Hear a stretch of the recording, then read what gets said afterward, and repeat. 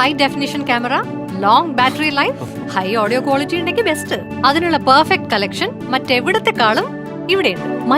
MyG future.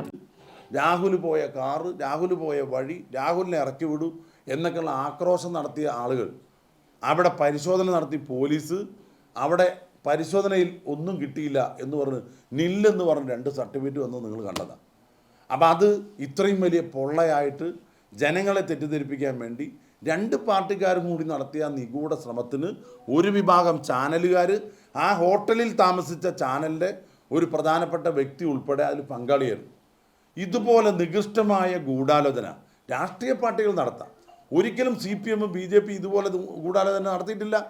ആദ്യമായി തൃശ്ശൂരിലാണ് ആ ഗൂഢാലോചന അരങ്ങേറിയത്. ഒരു മതേതര സംസ്ഥാനത്ത് വർഗീയതയ്ക്കെതിരായിട്ട്, ഈ വിഘടനവാദത്തിനെതിരായി ഞങ്ങളാണ് ശക്തമായി നിൽക്കുക എന്ന് പറഞ്ഞ CPMൻ്റെ ഭാഗത്തു നിന്നാണ് അതിന് മുൻകൈയെടുത്ത് എല്ലാ ഒത്താശയും ചെയ്തു കൊടുത്തു. കേരളം കാണുന്ന ആദ്യത്തെ ഗൂഢാലോചന തൃശ്ശൂരിലെ തെരഞ്ഞെടുപ്പാണ്. രണ്ടാമത് കാണുന്നത്, ഞങ്ങൾക്കറിയാം തൃശ്ശൂരിലെ പോലെ പല ഗൂഢാലോചനകളും 2 കൂട്ടരും കൂടി നടത്തുന്നു. അത് കൃത്യമായ സമയത്ത് അറിയുകയും ശക്തമായി അതിന് നേരിടുകയും ചെയ്തുകൊണ്ട് അത് ജനങ്ങളിലേക്ക് ആ വിവാദം പടർത്താൻ കഴിയാതെ പരാജയപ്പെട്ടു. ചില മാധ്യമങ്ങളുടെ ശക്തമായ പിന്തുണയോടുകൂടി ചെയ്തു, എന്നിട്ടും പരാജയപ്പെട്ടു. അതിൻ്റെ അർത്ഥം UDFൽ പാലക്കാട്ടെ ജനങ്ങളോടുള്ള വിശ്വാസ്യതയാണ്. അപ്പോൾ രാഖി രാമാനം സ്ഥാനാർത്ഥി മാറുക. മൂന്നാമത്തെ സ്ഥാനാർത്ഥി നിങ്ങൾക്കറിയാലോ, ഇവിടെ ശോഭാ സുരേന്ദ്രൻ്റെ ബോർഡ് വെച്ചു, പാലക്കാട്ടേക്ക് സ്വാഗതം. ഞങ്ങളാരും ഇവിടെ ബോർഡ് വെച്ചിട്ടില്ല. ഞങ്ങൾ പാർട്ടിക്ക് അകത്താ ചർച്ച നടത്തിയുള്ളൂ. ഇത് പൊതു റോഡിലായിരുന്നു ചർച്ച. ആരുടെ? ശോഭാ സുരേന്ദ്രൻ്റെ. ആ ഫ്ലക്സ് ബോർഡ് പരസ്യമായി കത്തിച്ചു. കത്തിച്ചത് 2-3 ദിവസം ആ മുനിസിപ്പൽ ഓഫീസിന് മുമ്പിലുണ്ടായിരുന്നു. അതൊന്ന് എടുത്തു മാറ്റാൻ പോലും പാർട്ടിക്കാർ തയ്യാറായില്ല. അതിൻ്റെ അർത്ഥം എന്താണ്? ആ പാർട്ടിക്കകത്ത് മുനിസിപ്പാലിറ്റി വന്ന സ്ഥാനാർത്ഥി, നഗരസഭയിലേക്കുള്ള സ്ഥാനാർത്ഥി ഇദ്ദേഹം തന്നെ, നിയമസഭ വന്ന സ്ഥാനാർത്ഥി ഇദ്ദേഹം തന്നെ, പാർലമെൻറ്റ് വന്ന സ്ഥാനാർത്ഥി ഇദ്ദേഹം തന്നെ. മറ്റൊരാളും അതിന് യോഗ്യരായ ആളുകൾ പാലക്കാടില്ല. വിറക് വെട്ടാനും വെള്ളം കോരാനുള്ളൊരു വിഭാഗമായി ഒരു സമുദായത്തെ മാറ്റി. സമുദായത്തിൻ്റെ പേര് ഞാൻ പറയുന്നില്ല. അവരുടെ പ്രതിനിധികളെ മുഴുവൻ സൈഡ് ലൈൻ ചെയ്തു. സന്ദീപ് വാര്യർ ഉൾപ്പെടെയുള്ള ആളുകളെ ഈ പാർട്ടിയുടെ മുഖ്യധാരയിൽ നിന്ന് മാറ്റി നിർത്തി. അവരെയൊക്കെ എല്ലാ അർത്ഥത്തിലും ചവിട്ടി മെതിച്ചു. ഒരു കേന്ദ്രം അധികാര കേന്ദ്രമായി വളർന്നു. പണത്തിനും സ്വാഭിത താല്പര്യങ്ങൾക്ക് വേണ്ടി പാർട്ടി ഒറ്റിക്കൊടുത്ത നേതൃത്വമാണ് പാലക്കാട്ടും സംസ്ഥാനത്തും ഉള്ളത്. 11 മണിക്ക് റിസൾട്ട് വരുമ്പോൾ ചാനലുകാരെ ചർച്ചയ്ക്ക് വിളിച്ച എവിടെയാൾ? അയാൾ എല്ലാ തെരഞ്ഞെടുപ്പിലും കേരളത്തിൽ വലിയ തരത്തിലുള്ള പ്രചരണം നടത്തുന്ന ആളാണ്, അല്ലേ? വലിയ വെല്ലുവിളി നടത്തുന്ന ആളാണ്. 11 മണി കഴിഞ്ഞ് 11 മണി കഴിഞ്ഞു? ഇപ്പോൾ പുറത്ത് വന്നിട്ടില്ലല്ലോ, തലയിൽ മുണ്ടിട്ടിരിക്കുകയല്ലേ. അപ്പോൾ അദ്ദേഹത്തിൻ്റെ നേതൃത്വത്തിൽ ഈ പാർട്ടി കേരളത്തിലെ ഈ BJPയും CPMൂടെയുള്ള അവിശുദ്ധ സഖ്യത്തിന് ഏറ്റവും മുൻകൈ എടുക്കുന്ന ആളാണ്. നിങ്ങൾക്കറിയാം, ഒരുപാട് ആരോപണങ്ങളിലും കേസുകളിലും നിലനിൽക്കുന്ന ആൾക്കാരാണ്. കുഴപ്പണ ഇടപാട് തൊട്ട് അവർ സംയുക്തമായിട്ടാണ് പരസ്പരം കൈകോർത്ത് ഈ തെരഞ്ഞെടുപ്പിനെ നേരിടൊരുങ്ങിയത്. പക്ഷേ പാലക്കാട്ടെ മതേതര സംവിധാനം തകർക്കാൻ ഈ തെരഞ്ഞെടുപ്പിലും കഴിഞ്ഞില്ല. അതിൽ വളരെയധികം അഭിമാനത്തോടുകൂടി പറയാം, UDFൻ്റെ ഒറ്റക്കെട്ടായിട്ടുള്ള പ്രചരണമാണ്. എല്ലാ കുതന്ത്രങ്ങളെയും എല്ലാ വിവാദങ്ങളെയും വളരെ കൃത്യമായി നേരിടാനുള്ള കരുത്ത് പാലക്കാട്ടെ UDFനുണ്ട് എന്നുള്ളതിൻ്റെ തെളിവാണ്. അപ്പോൾ ഇതേ സ്ഥാനാർത്ഥി സ്ഥിരമായിട്ട് മത്സരിച്ച് അടുത്ത തെരഞ്ഞെടുപ്പിന് ഒരുങ്ങുകയാണ്. ഏത് തെരഞ്ഞെടുപ്പിന് വന്നാലും സ്ഥാനാർത്ഥിയാണ്.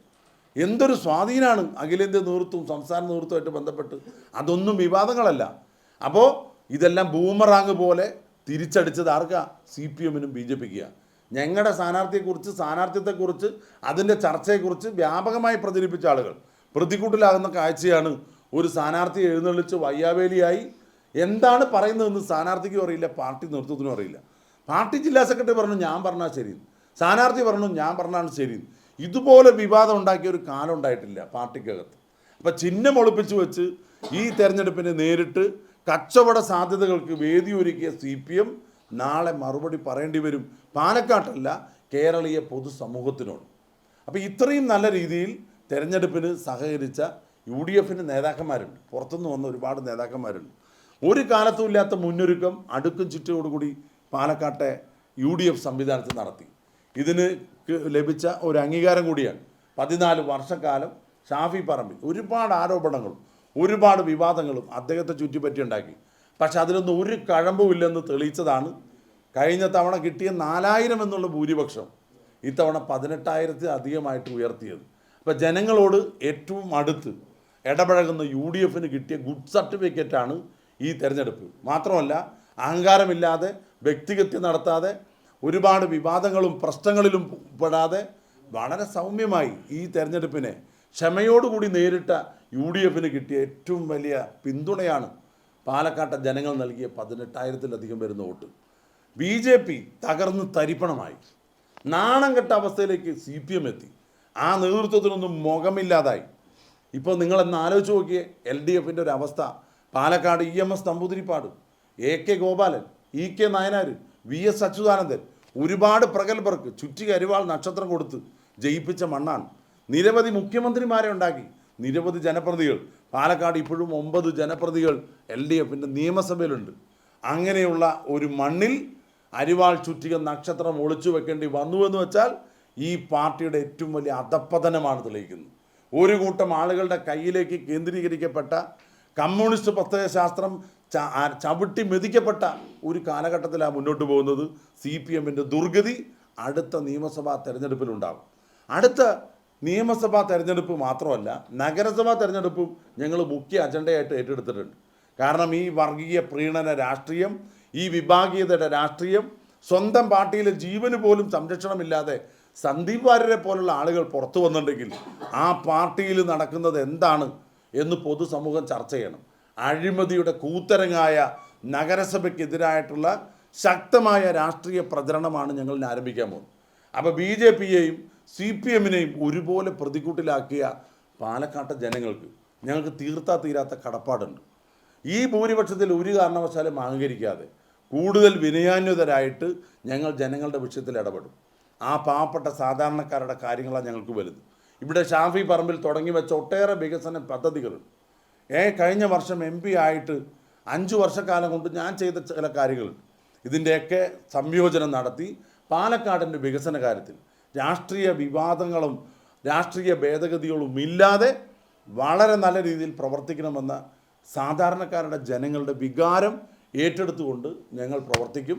സഹകരിച്ച എല്ലാവരോടും പ്രത്യേകമായ നന്ദി, വിമർശിച്ചവരോട് നന്ദി, വിവാദങ്ങളുണ്ടാക്കിയവരോട് നന്ദി.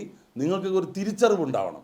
കാരണം പൊതുസമൂഹം ആഗ്രഹിക്കുന്നതിനനുസരിച്ചല്ല ചില മാധ്യമങ്ങൾ പ്രവർത്തിച്ചത്. നിങ്ങൾ പരസ്യമായി ഖേദമൊന്നും പ്രകടിപ്പിക്കേണ്ട. നിങ്ങളുടെ റേറ്റിംഗ് കൂടാൻ നടത്തിയ നിങ്ങളുടെ ശ്രമങ്ങളൊക്കെ ഈ സമൂഹത്തിൽ എത്രമാത്രം വിഭാഗീയതയും വെറുപ്പിൻ്റെ രാഷ്ട്രീയം ഉണ്ടാക്കി എന്നുള്ളത് ചിന്തിക്കണം. ഏറ്റവും അവസാനം പരസ്യം കൊടുത്തത് തെരഞ്ഞെടുപ്പ് കമ്മീഷൻ്റെ ചട്ടങ്ങളും മാനദണ്ഡങ്ങളും മറികടന്നുകൊണ്ടാണ്. എന്തെല്ലാമാണ് വർഗീയ വിഷം ഈ നാട്ടിൽ തുപ്പാൻ ശ്രമിച്ച ആളുകൾ, അവർക്കൊക്കെ വില കൊടുക്കേണ്ടി വരും. പക്ഷെ നമ്മുടെ സ്നേഹവും സൗഹാർദ്ദവും സാഹോദര്യവും തകർക്കരുത് എന്ന് പാലക്കാട്ടെ ജനങ്ങൾക്ക് ആഗ്രഹമുണ്ട്. അത് ഞാൻ പറഞ്ഞല്ലോ നേരത്തെ, എല്ലാ മേഖലയിലും ഒരുപോലെ മുന്നേറ്റം നടത്താൻ UDF കഴിഞ്ഞത് വളരെ നിഷ്കളങ്കമായ, നീതിപൂർവമായ, സത്യസന്ധമായ മതേതരത്വം കാത്തു സൂക്ഷിക്കുന്നത് കൊണ്ടാണ്. അപ്പോൾ ഒരു വെല്ലുവിളിക്കും തകർക്കാൻ കഴിയാത്തൊരു വിശ്വാസമായി പാലക്കാട്ടെ UDF മാറിയിട്ടുണ്ട്. അതിനനുസരിച്ച് ഉണർന്ന് ഞങ്ങൾ പ്രവർത്തിക്കുമെന്ന് ജനങ്ങളോട് പ്രത്യേകമായ നന്ദി രേഖപ്പെടുത്തിക്കൊണ്ട് എൻ്റെ വാക്കുകൾ നിർത്തുക. High definition camera, long battery life, high audio quality ഉണ്ടെങ്കിൽ ബെസ്റ്റ്. അതിനുള്ള പെർഫെക്റ്റ് കളക്ഷൻ മറ്റെവിടത്തെക്കാളും ഇവിടെയുണ്ട്. മൈജി ഫ്യൂച്ചർ.